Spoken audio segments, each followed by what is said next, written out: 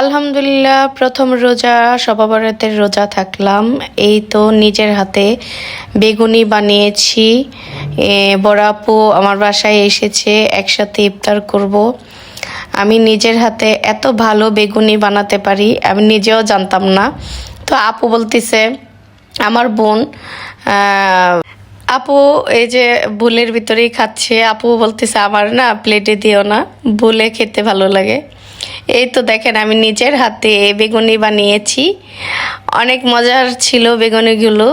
তো আপু বলতেছে বেগুনি বানানো শিখে গেছো তুমি। আমি একসময় বেগুনি তো আপুকে আমি দাওয়াত দিয়েছি যে আপু আসো, প্রথম ইফতারটা তোমাকে নিয়ে আমার বাসায় করতে চাই।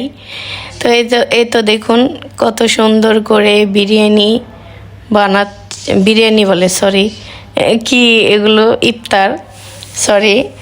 আর শরবত সাথে জিলাপিটা কিনার ছিল, আর বেগুনিটা আমার হাতের বানানো ছিল, আর ছোলা বুটটা আমার হাতের বানানো ছিল, আর জিলাপিটা শুধু কেনার ছিল। এই যে ছোলা বুট বানিয়েছি, বেগুনি বানিয়েছি, শুধু জিলাপিটা কেনার ছিল, আর শরবতও আমি বানিয়েছি। এই তো বড় আপু সুন্দর করে মাখিয়ে দিল।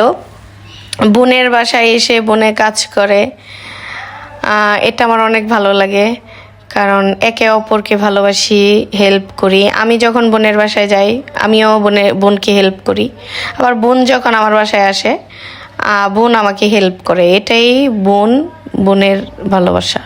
আর জাহিদ খাচ্ছে, বলতেছি কেমন খাচ্ছ, বলতেছে আলহামদুলিল্লাহ প্রথম রোজা ছিলাম, অনেক ভালো খাচ্ছি।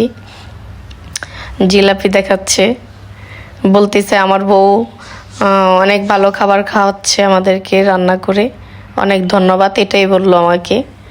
যাই হোক, ভালো থাকেন সবাই।